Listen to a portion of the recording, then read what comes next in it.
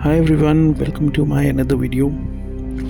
कल हम लोगों ने आप लोगों ने हम सब ने देखा जो मैंने वीडियो बनाया 3i एटलस का पार्ट 1।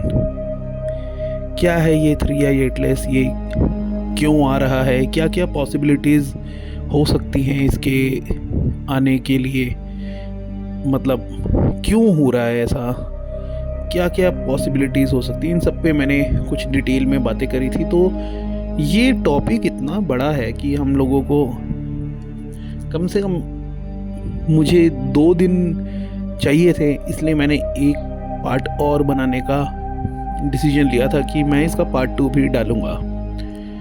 देखिए, एलियंस के बारे में अब गवर्नमेंट आपको खुले तौर पे बता रही है। आपकी सरकार, पूरे वर्ल्ड की सरकार मीडिया में दिखा रहे हैं, पेंटागन में बात हो रही है, इवन जो यूएस के जो गवर्नमेंट बड़े बड़े डिपार्टमेंट हैं, एजेंसीज़ हैं, वहाँ पे इस 3i एटलस के बारे में बात हो रही है। और डेली जेम्स वेब टेलीस्कोप के नए अपडेट आते हैं जिसमें वो कुछ ना कुछ नई न्यूज़ देता हुआ दिखाई देता है 3i एटलस के बारे में। तो दोस्तों, सबसे बड़ी बात माइंड में ये लोगों के आ रही होगी कि ये कैसे पॉसिबल है, बिकॉज नासा पहले तो कभी एलियंस के बारे में बात करता नहीं था और अचानक से अब ये खुले तौर पे बता रहा है लोगों को। और आपने ये भी नोटिस ज़रूर किया होगा कि जैसे लोग एलियंस को पहले सिर्फ ये सोचते थे कि ये एक फिक्शनल कैरेक्टर है, मूवीज़ में दिखाई देता है कुछ हॉलीवुड की, तो ये ऐसा कुछ होता नहीं है। लेकिन अब धीरे धीरे लोगों का माइंडसेट अब चेंज हो रहा है, उनको भी आइडिया लग रहा है कि ये एलियंस वाला जो मामला है, ये जो एक्स्ट्रा टेरेस्ट्रियल जिन्हें हम कहेंगे सही वर्ड्स में, इनके पॉसिबिलिटीज़ लोगों को बहुत ज़्यादा दिखने लगी है, लोग बात करने लगे हैं, लोग अब वो पुरानी चीज़ें छोड़ चुके हैं कि ये नहीं होता। अब काफ़ी सारी अर्बन लेजेंड्स पे डिस्कशन होती है, काफ़ी सारी एक्स्ट्रा टेरेस्ट्रियल के बारे में बातें देखने को मिलती है। तो ये आप चेंज 2020 के बाद तो ये दिखने लगा है कि अब लोग जो है सीधी बात करते हैं कि कौन, इवन लोगों को आप ये पाएंगे कि काफ़ी सारे मेजॉरिटी तो नहीं लेकिन मेजॉरिटी से काफ़ी कम, और वो भी एक बहुत बड़ा लार्ज नंबर है, इसकी एक्सपेक्टेशन बहुत कम थी कि वो लोग अब काफ़ी सारी ईटी रेसिस के बारे में बातें करते हैं, जैसे Pleiadians, Reptilians, Andromedans, Arcturians, Sirians and lot more, Metatron वगैरह, ये सब जितने भी हैं। तो इनके बारे में बातें होना बहुत बड़ी बात है। कहीं ना कहीं से ये बात उनको समझ में आ रही है कि आज के टाइम में पॉसिबिलिटीज़ हो सकती हैं, और इनकी यूएफओस की जो साइटिंग्स जो बढ़ गई है, तो ये एकदम लोगों को माइंड में क्लियर कट बैठ चुका है कि भाई ईटीज़ होते हैं। तो अब बात करेंगे ये 3i एटलस जो आ रहा है।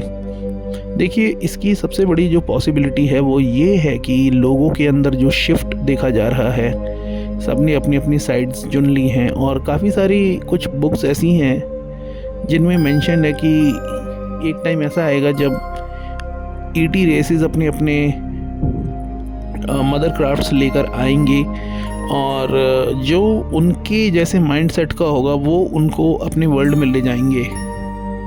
ऐसा भी सुनने में आता है, काफ़ी जगह देखने को भी मिलता है वीडियोस में, जैसे अबडक्शंस वगैरह, और काफ़ी सारी न्यूज़ वगैरह भी दिखने को मिलती हैं इस बारे में।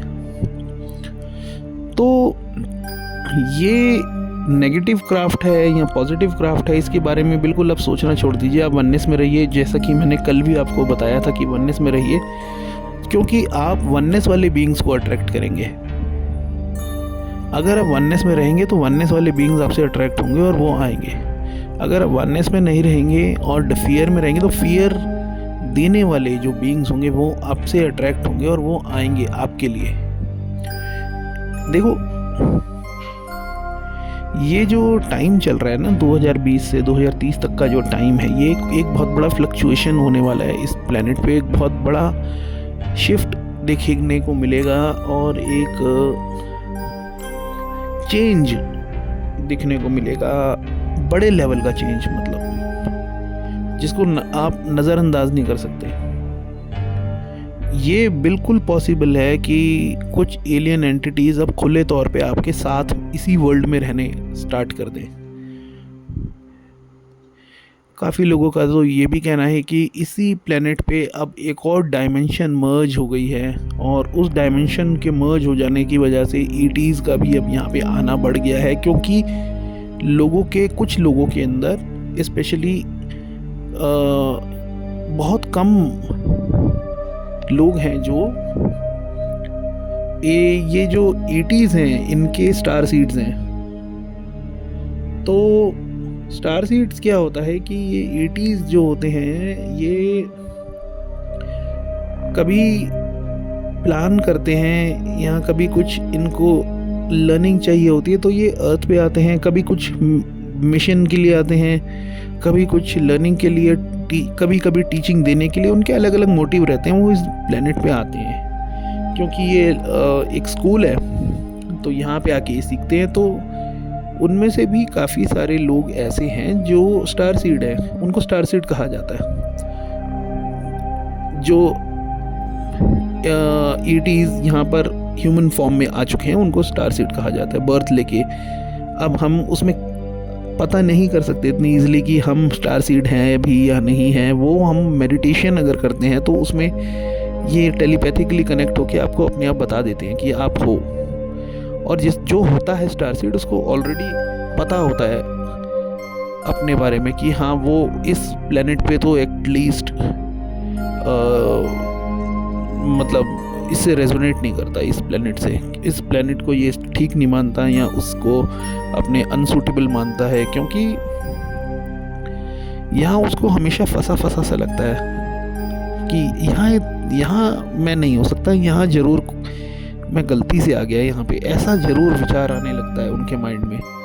तो उन लोगों से मिलने के लिए भी ये क्राफ्ट जो आ रहा है ये भी एक सबसे बड़ा एक चेंज जो अब आने वाला है।